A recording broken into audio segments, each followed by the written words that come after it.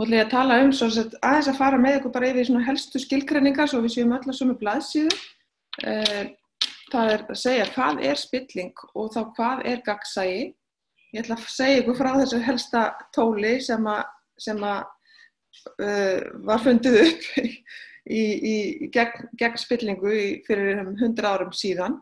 Það að segja að sólarljósið besta sóttvörnin, það að kasta kastljósinu á athafnir stjórnvalda og viðskiptalífs í rauninni lækningin eða það tól og tæki sem að virka hvað best til að koma í veg fyrir spillingu eða koma upp hana.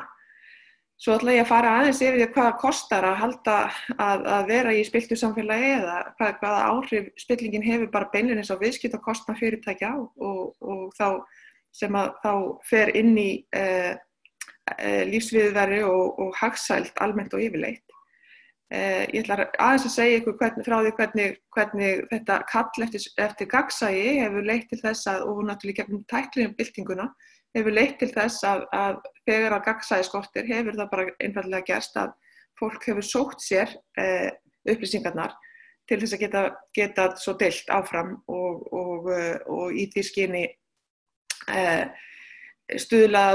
telja sér stuðlaði betra samfélagi þrátt fyrir það að oft á tíðum fólk að taka mikla áhættu og það að segja hakkarar sem við þekkjum eins og til dæmis Wikileaks og slíkir aðilar sem hafa tekið það á sig að uppfræða almenning um viðskiptahætti eða stjórnsýslu. Undir lokin ætla ég aðeins að segja ykkur frá samtökunum gagnsæi sem eru að verða Transparency International á Íslandi og segja ykkur frá hvar við stöndum í því ferli. Við tökum svo bara spurningar á eftir og leyfum okkur kannski hálftíma í þetta spjall. En þá byrjum við bara hvað spilling og þá byrjum við bara að lesa saman. Spilling misbeiting á opinberu valdi til persónulegs ávinnings og spillingin þrífst þar sem eftirlit skortir, ákvörðunartaka óljós og aðkoma og áhrif almennings eru lítil sem engin. En spillingu má fyrirbyggja með gagnsæi hvað varðar upplýsingar og gjörðir valdhafa, stjórnenda í viðskiptalífinu sem almenningur þarf að geta skilið, treyst og fylgst með. Þetta eru svona lykilþættir, ósköp einfalt eins og það skrifað á blað, en í framkvæmd getur þetta verið erfitt og oft á tíðum telja valdhafar sig vera bundnir af lögum eða lög eru einfaldlega sett upp til þess að upplýsingar eru ekki gefnar út eða haldið aftur af.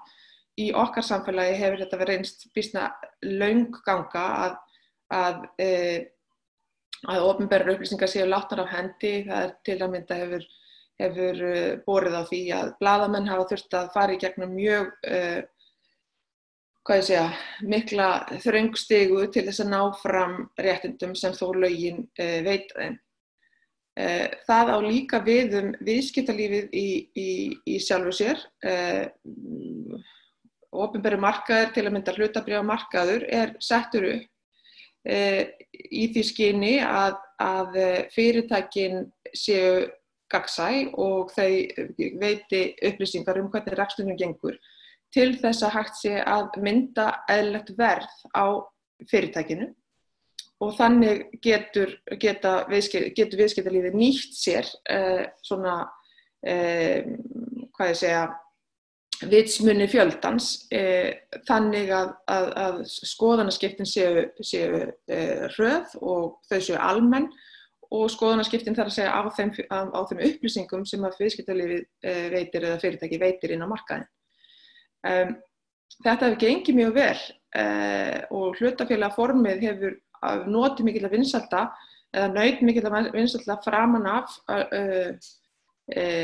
á fram til 1990 cirka, að þá, 1980 reyndar, svona hvert miðbik 9. áratugarins, að þá fór að bera á því að fyrirtæki drógu svo af hlutabréfamarkaði, það var mikil samþjöppun á hlutabréfamarkaði og það virtist vera eins og viðhorf til þessara upplýsingagjafa hafi breyst. Það spurning hvað gerist svo þegar við lítum fram veginn, hvort að verði svona almenn vakning síðar meir á hlutafélagaforminu sem slíku. En þá spurningin, hvað gagnsæi? Aftur lesum við bara saman, gagnsæi má lýsa með þeirri meginreglu að fólk sem þarf að reiða sig á ákvarðanir teknar innan stjórnsýslunnar eða í viðskiptalífinu geti fengið þær upplýsingar hvernig slíkar ákvarðanir eru teknar og á hvaða grundvelli. Þarna lykilatriði í setningunni, það að segja hvernig slíkar ákvarðanir eru teknar. Það ekki endilega hvaða ákvörðun hefur verið tekin, heldur hvaða rök liggja henni til grundvallar og hvort hún hafi verið tekin á grundvalli geðþótta eða einhvers konar fórum eða einhvers konar samráði við þar til bæra aðila. Og það skylda opinberra aðila, framkvæmdastjóra og stofnana að starfa á skýran og skiljanlegan og fyrirsjáanlegan hátt. Það þannig sem við getum byggt upp traust, að við getum reitt okkur á að þeir sem fara með völdin, að þeir fylgi bæri leikreglum og séu vilju til þess að segja okkur hvernig þeir fara með það vald sem við látum þeim í té. Það var sem sagt í rauninni líka þegar þú nefndir aðkomu mína að rannsóknarnefnd Alþingis og þá lærdóma sem við svo höfum dregið af því.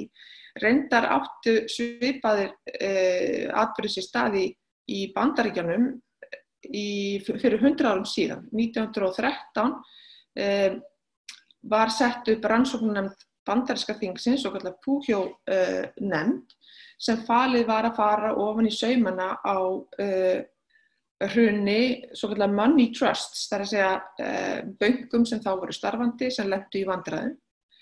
Og upp úr þeirri vinnu, það mjög athyglisvert fyrir þá sem hafa áhuga á sagnfræði, að skoða þá vinnu sem gerð var á þessum tíma fyrir 100 árum síðan, rétt rúmlega, að atburðirnir sem við horfðum á Íslandi og þeir sem áttu sér stað í Bandaríkjunum 100 árum fyrr, í rauninni kallast mjög á hvorn annan og það þetta að leika sér að því að breyta ég vil bara nöfnum persóna leikanda og sjá að sama atburður sem í rauninni áttu sér stað þar.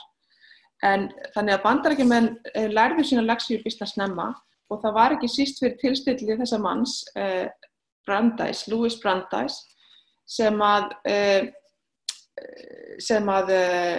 sagt ákall kom fram að gagnsæi gagnvart bæði athöfnum bankamanna og athöfnum stjórnmálamanna væri best til þess fallin að reka út óværuna eða reka út spillingu og hann tók það upp á sig að skrifa bók sem hét Other People's Money and How the Bankers Use It upp úr þessari skýrslu Pujo Investigation. Pujo Committee, segi ég. Hann talaði sem sagt fyrir því að upplýsingar þyrftu að vera aðgengilegar almenningi til þess að hægt væri að meta hvernig farið væri með valdi hverju sinni. Og það líka hægt að segja frá því að Brandeis var mikill frumkvöðull, hann tók á sig að verja bótaþega sem hafði orðið fyrir tjóni vegna falls eins af tryggingafélögunum hér í landi og var þar leiðandi kallaður lögmaður fólksins og hann var fyrsti gyðingurinn sem var kosinn inn í Hæstarétt Bandaríkjanna og var geysilega mikill áhrifavaldur í bandarísku samfélagi. Hann hins vegar var líka mikill vörður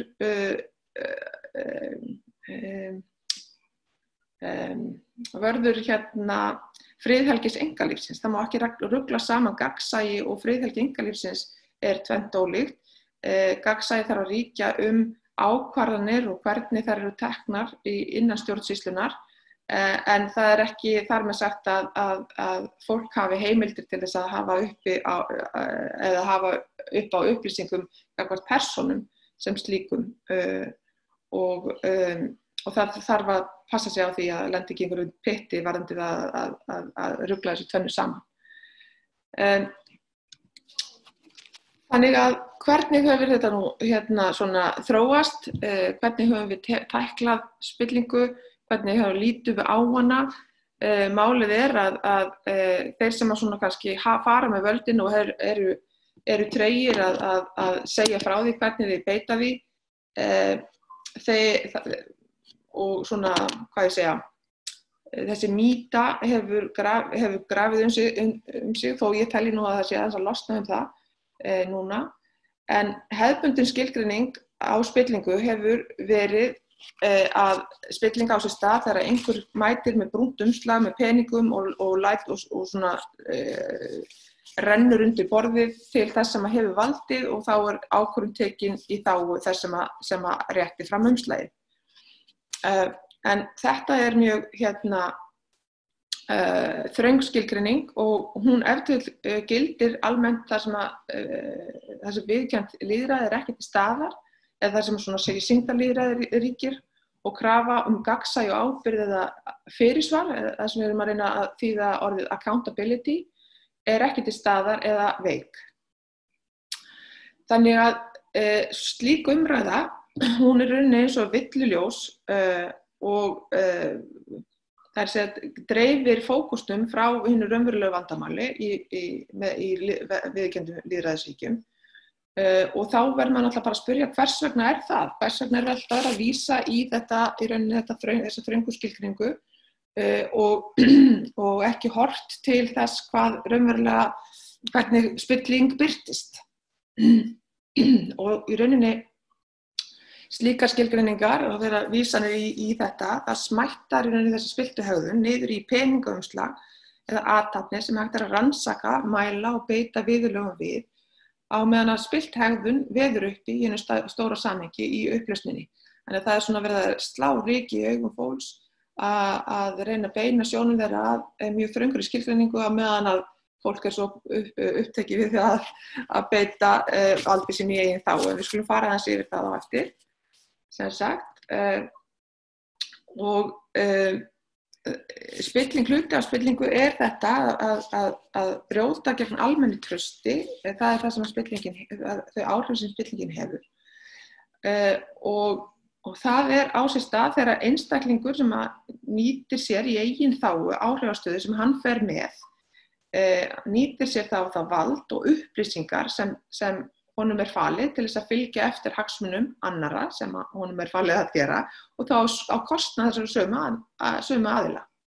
Það að segja, einstaklingar nýta sér í eigin þágu áhrifastöðu, vald og upplýsingar sem þeim falið til að fylgja eftir hagsmunum annarra og þá á kostnað þessara sömu annarra. Það í rauninni kjarninn í spillingarhugtakinu að það þetta brot gegn almennu trausti sem að fólk nýtur þegar það tekur við valdataumum eða stjórnartaumum en í stað þess að reynast vera góður umboðsmenn þeirra sem að fólu þeim umboðið þá nýta þeir sér stöðuna sína í eigin þágu eða sinna vina eða nákomuna. Og þá eftir spurningin, af hverju þetta vandamál? Hvað að þessu? Vandamálið við spillingu býsna djúpstætt og þetta alls ekki tæmandi listi en staðreyndin og rannsóknir hafa sýnt að spillingu fylgir og hún eykur fátækt í heiminum. Hún grefur undan lýðræði og mannréttindum vegna þess að þeir sem hafa fjármunina, þeir geta haft áhrif á almenningsálitið og geta þar af leiðandi keypt sér sína stjórnmálamenn til þess að reka erindi þeirra tiltölulega fárra aðila. Og spillingin hún veikir hagkerfið, hún hefur skaðleg ruðningsáhrif í viðskiptalífinu þannig að þeir sem eru raunverulega beita bolabrögðum, þeir verða í rauninni ofan á í viðskiptalífinu. Og Louis Brandeis meðal annars beitti sér mjög fyrir því að setja upp samkeppnislöggjöf í Bandaríkjunum sem að leiddi til þess að það þrengdist mjög að svokölluðum gúmmíbarónum, Andrew Carnegie, Andrew Mellon, og JP Morgan og þessum aðilum sem áttu hér eða réðu lögum og lofum yfir viðskiptalífi og stjórnmálalífi í Bandaríkjunum þarna við upphaf síðustu aldar.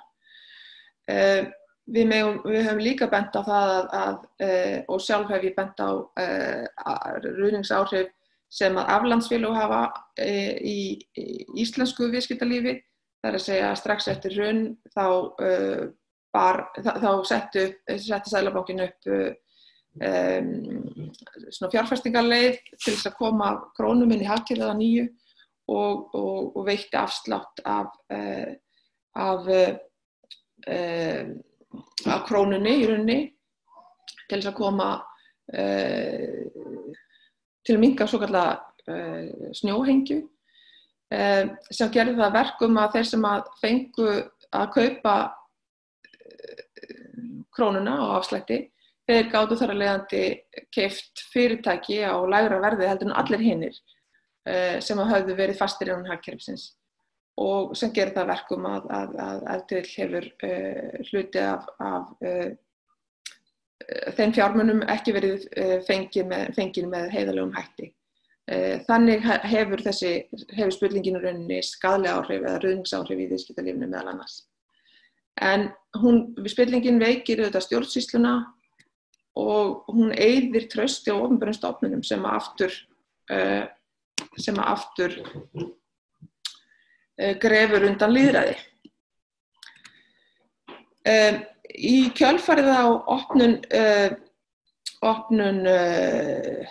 austurblokkar Evrópu þá kom ýmislegt í ljós sem hafði áður verið falið varðandi stjórnarhætti þeirra sem kenndu sig við kommunisma og tveir starfsmenn Alþjóðabankans og Alþjóðagjaldeyrissjóðsins bentu á þetta. Það er ekki fyrr en þá Transparency International reyndar stofnaður 1993 en það komu fram mjög áhugaverðar rannsóknir upp úr aldamótunum sem sýndu fram á hvernig spillingin hafði leikið þetta kannski samfélag sem átti að vera svo gott almenningi en hafði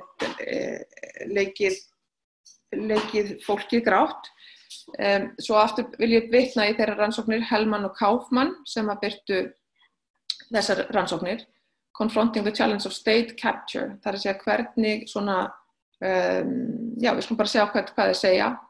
Að í umbreytingarhagkerfum, það er að segja transition economy, hefur spillingin tekið á sig nýja mynd og þarna vísaði til þess að þetta er ekki þetta brúna umslag sem umræðir og það er ekki stóra vandamálið. Heldur það svokallaðir klíkubræður og óligarkar sem vasast í stefnumótun stjórnvalda og móta jafnvel leikreglurnar til þess að þjóna eiginhagsmunum og gefa sjálfum sér þannig einstakt forskot á við aðra markaði. Og þetta kallast að fanga ríkisvaldið. Það er að segja það sem gerðist eftir að kommunismin fjall og jafntjaldið fjall, að það komu sér fyrir innan stjórnkerfisins viðskiptaaðilar sem höfðu óumræðilega áhrif á mótun samfélagsins og náðu að sölsa undir sig ríkiseignir án þess að opinber útboð átti sér stað og jafnvel þó að útboð átti sér stað að þá féllu þessar eigur í hendurnar á mjög fámennum hópi fólks. En áfram til þess að lýsa þessu betur að í þessu ástandi þar sem að ríkisvaldið hefur verið gripið svona á klíkubræðrum að þar verður hagkerfið það snýst það að umbyrja tengsl þessar connections í stað þess að umbyrja þeir sem hafa hæfni og slíkt kerfi það metur áhrif, það er að segja tengsl og áhrif fram yfir einhvers konar nýsköpun og fjárfestingar klíkubræðra í stjórnmálum, það er að segja að ólígarkarnir þeir leggja fram mikla peninga til þess að fjárfesta í stjórnmálamönnum sem að lofa þeim að halda úti tiltekinni stefnu og breyta jafnvel lögum og gera háttsemi sem annars ætti að vera ólögleg, gera hana löglega. En sem sagt að slíkir stjórnarhættir kynda veikja stoðir ríkisins og grefur undan getu hins opinbera til þess að veita almenna grunnþjónustu til almennings. En skoðum svo aftur að því við erum að tala viðskipti að spillingin hefur ekki bara áhrif á svona stjórnsýsluna, heldur í reynist spillingin líka hækka viðskiptakostnað fyrir alla hina sem ekki njóta þessa forréttinda að geta átt viðskipti á kostakjörum við vini sína. Og við sjáum bara þegar við skoðum gögnin, og þetta reyndar gömul grein sem ég hef verið að vinna sjálfa upp úr aldamótum, og þessi tengsl eru enn við lýði, að viðskiptakostnaður í formi vaxtamunar milli innláns og útlána í bankakerfum eru einfaldlega hærri þar sem að fólk skynjar að spillingin ræður ríkjum og umtalsvert hærri. Og hérna sjáum við hvernig sambandið á milli þessar viðskiptakostnaðar í formi vaxtamunar og tengsl þess við spillingu í iðnríkjunum, svona þessum þróuðu ríkjum, þá erfitt að sjá nokkur tengsl. Þannig að það greinilegt að það einhver önnur dýnamík sem spillingin hefur ekki þessi áhrif þar. Hún lág í þessum ríkjum og við sjáum raun ekki bein tengsl þarna milli spillingar og viðskiptakostnaðar. En aftur á móti, ef við förum bara inn í nýmarkaði, þá förum við að sjá svona hægri upphallandi feril myndast, tengsl. Það að segja því meiri spilling sem á sér stað, því hærri verður viðskiptakostnaðurinn eða vaxtamunurinn.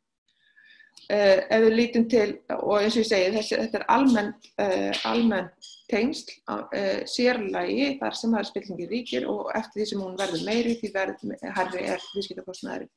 Og hér sjáum við til dæmis Georgíu alveg upp í toppnum, Moldóvu, Kirgistan og Aserbaídsjan og þessi ríki sem einmitt voru til umfjöllunar hjá Hellman og Kahneman.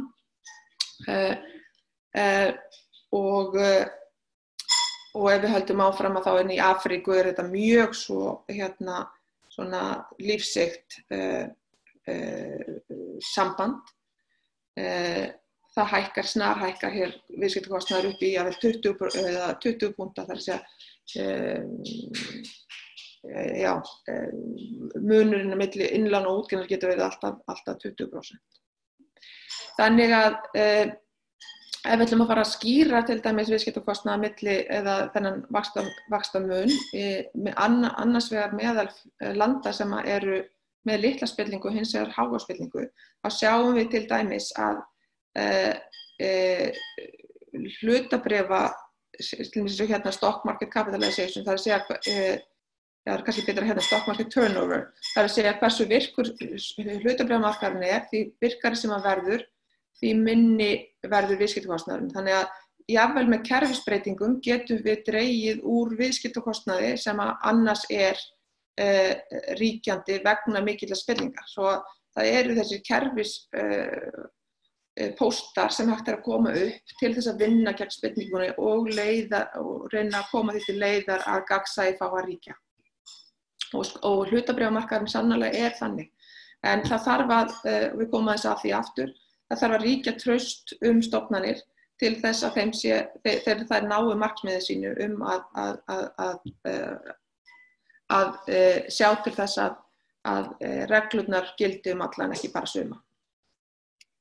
Þannig að það ennþá, eins og ég segi, frá 2015 skoðið þetta síðast og þá mátti sjá mjög skýrt jákvætt samband á milli viðskiptakostnaðar og spillingar, og hérna sjáum við Ísland sker sig svolítið úr, til lítil spilling á Íslandi en vaxtamunurinn var ennþá býsna hár.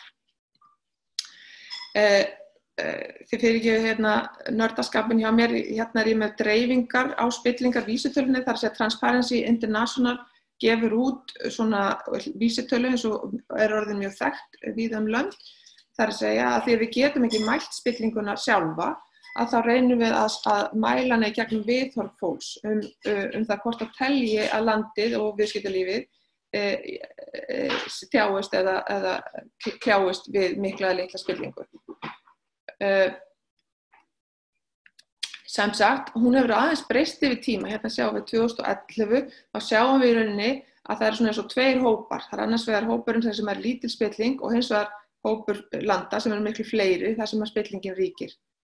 En þetta hefur aðeins breyst. Það fæst til hérna frá toppnum hérna áður og yfir hérna í minna spillt ríki sem góð þróun, jákvætt. En eftir því sem við komum núna nær nútímanum, að þá eins og dreifingin fletist aðeins út svo að bæði kannski minna það mjög spillt ríki en það orðið meira og meiri meðvitund gagnvart spillingu í jafnvel ríkjum þar sem að hún hefur áður verið talin lítil, eins og til dæmis á Íslandi. Að Íslendingar hafa fundið fyrir því eða meta það sem svo að á Íslandi ríkir mun meiri spilling heldur þeir töldu að vera til dæmis upp úr aldamótum. Þannig að aftur kem ég að þessum með viðskiptakostnaðinn. Þetta hefur haldist býsna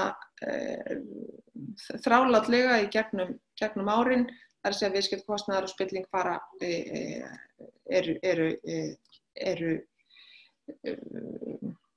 bræður og systur, skulum við segja. En af því að þessi krafa auki gagnsæi enn að verða háværari og fólk að átta sig aftur á því eftir kannski að hafa verið svolítið kærulaust framan af 9. og 10. áratugnum að þar sem að Brandís sagði í upphafi síðustu aldar, það sannarlega hefur áhrif að auka gagnsæi og við erum að sjá það meira og meira að fólk hefur einfaldlega sótt sér upplýsingarnar í því skyni að það telur sig vera að svona kannski að nauðsyn brjóti lög stundum og ég skyldi ekki segja það því að hérna nú nýlega hafa verið sett á lög vernd uppljóstrara því að ef að upplýsingar misbeitingu valds eða spillingu kemur upp að þá eru þeir hinni sömu nú varðir gagnvart lögunum eða þeir koma upplýsingum á framfæri til viðurkenndra aðila sem að geta tekið á hinni ólögmætu hegðun þeirra sem uppljóstrarinn er að segja frá. Þannig að til gamans má segja að eftirspurn eftir hökkurum hefur aukist, sérstaklega eftir bankahrunið. Það var mikið áfall víða heim, traust glataðist og borgararnir byrjuðu að sækja sér upplýsingar sem áður voru huldar. En komum aftur hvað gagnsæi, það að segja með stóru G, gagnsæi samtök gegn spillingu hafa starfað í 5 ár. Þetta eru borgarasamtök sem stofnuð voru áramótin 2014-15 og einsettu sér að uppfylla skilyrði Transparency International að stofna Íslandsdeild. Það kom okkur óvart sem að stóðum að stofnun þessara samtaka að ekki væri Íslandsdeild Transparency International starfandi á Íslandi eftir tæp 20 ár sem að Transparency hafði starfað víða heim og jafnvel á Grænlandi var komin upp slík deild en ekki á Íslandi. Gagnsæi hefur knúið á umbætur sem að OECD og Transparency International hefur ítrekað bent á að gera þurfi á íslensku lagaumhverfi og sérstaklega leiða í lög vernd fyrir uppljóstrara, eins og ég nefndi áðan. Og samtökin hafa stuðlað að vitundavakningu og fræðslu og upplýstri umræðu meðal almennings spillingu og við sjáum mjög mikla breytingu á þessum tíma sem að samtökin hafa starfað að hérna upp úr aldamótum sérstaklega gat bara enginn sagt þetta orð spilling en nú það mun algengara og menn umgangast hugtakið með ábyrgum hætti myndi ég segja og eins og þörf á að gera. Íslandsdeild Transparency International verður vonandi eftir að við reynum að erum komin að því að fjármagna starfsemina og ef allt gengur vel þá mun skrifstofan taka til starfa haustið 2020. bara til þess að gefa ykkur smá innsýn í það hvernig GRECO, það er að segja lönd sem hafa skrifað undir sáttmála OECD átök gegn spillingu í sínum ríkjum. Íslensk stjórnvöld urðu aðilar að þessum samtökum þegar þau voru sett upp fyrst og þau senda til landana sendinefndir til þess að kanna hvernig málum háttað og hversu svona